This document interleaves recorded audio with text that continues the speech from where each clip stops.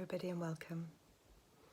Last week I spoke about the relationships that we have with our friends and with our family and with our in-laws, and how we could get the best out of those relationships, how we could maybe choose them well if we could, how we dealt with it when things went wrong, and how we could be okay even if situations couldn't be resolved, and what we could do about it. So this week people have asked me to talk about the relationships we have with our partners, with our spouses. Really it all comes down, I believe, about how we feel about ourselves and how much, as always, we believe our reality, we believe the stories that we tell ourselves, we believe how factual our own rules that we've made are. Let me give you an example so that makes more sense. Before I got married, I absolutely thought that it was imperative that my husband always had my back, that he always stood up for me, that he always protected me, that he always took my side. When I got married, my husband didn't do that. If I said, oh, this awful thing has happened and such a body was completely in the wrong and I was completely in the right and I'm really hurt now, he would say, I can kind of see their side though, can't you? I can really see their point. And I didn't react well to that. I couldn't understand how he could possibly support somebody else, how he could possibly think that that was okay when I was his wife, that he could... You can see how stunned I was, right? But actually my dear husband is very placid. His moods don't go crazily up and down like mine used to. And he really could see that there was more than one side, as there almost always is. And he could see that just because I was his wife and just because he loved me very dearly, sometimes I was not right. And it was a massive thing for me to learn that sometimes I wasn't right. I was clever, right? I was empathic, I was sensitive, I was kind. How can I not be right? Like always.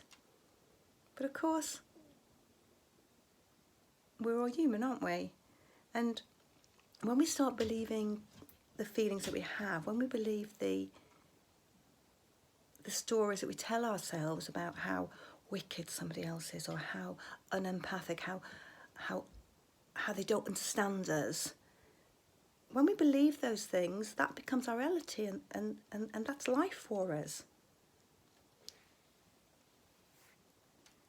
What I learnt was that we've all got those stories that we tell ourselves, that in our own realities we're always right, because no one wants to be wrong. No one believes they're wrong. No one gets up in the morning and says, I'm going to be wrong all day today. You know, in our realities we are all doing the best with what we can at the time.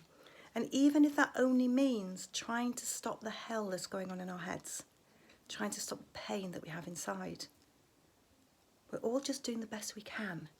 And when you see that everybody's doing the best they can, and when you see how similar we all are, it becomes so much easier not to be hurt, not to be offended, not to be resentful.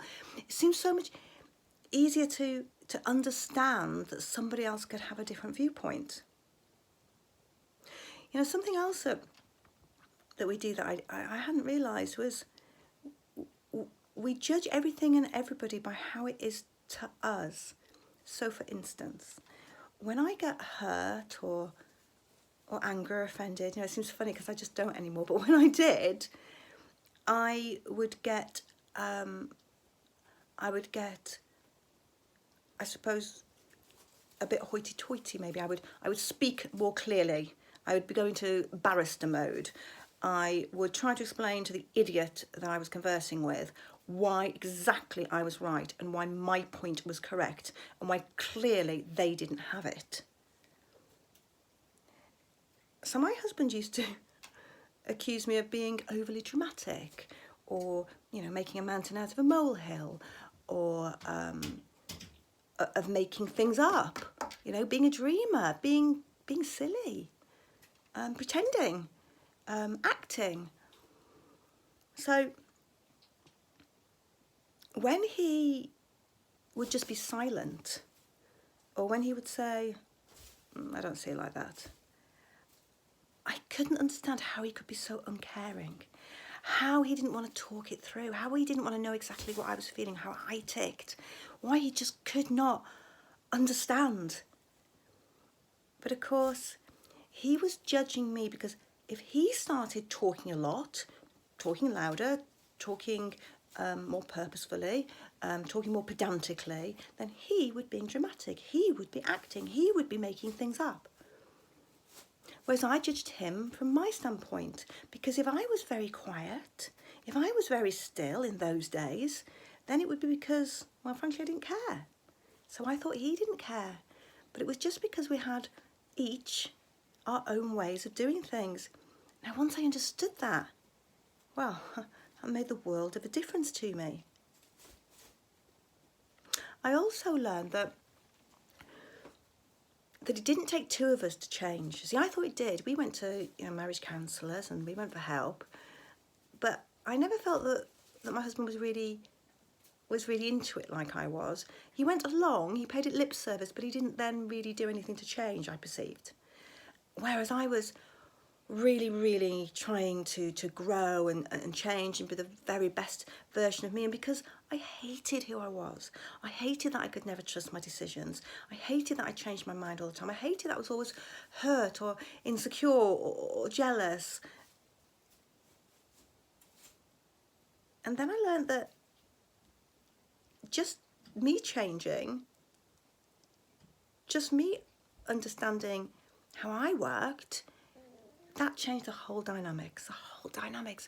And our relationship went from one that was really doomed to failure. Even though we loved each other so much, we fought so much.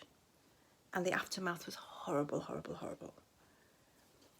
And now we have, can I say, a perfect relationship. We don't argue. We don't always agree. We don't always see eye to eye, because clearly he's sometimes wrong. Okay, I'm kidding. Okay, we have different viewpoints on things, but that's no reason to argue. We just talk that through, or we compromise, or, you know, whatever. We act like adults. And I didn't used to do that. I know, when I look back, I didn't used to do that. Maybe if it said at the time, come on, you're behaving like a child, I wouldn't have taken that, because obviously I was the sensible one, I was the correct one. But I see that now, because now I learned to stand back.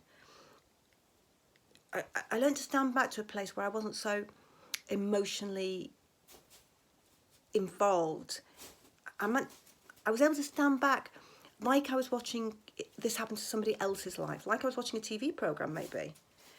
And it was so easy when you could look at it then from a different perspective, from a different viewpoint.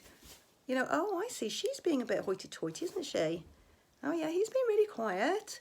These are just two people who love each other, doing the best that they can with what they've got right now, and they're struggling. Now, I'm not saying that every relationship can be solved. You know, we can't fix every little thing. And sometimes the right thing to do is to end that relationship.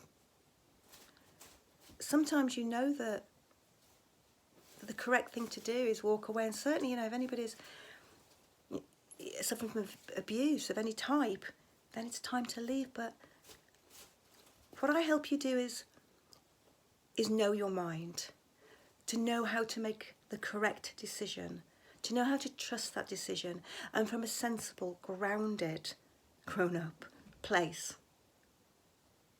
to make the decision that's right for you, and then not to feel guilty, and to go on, whatever you decide. Love your life.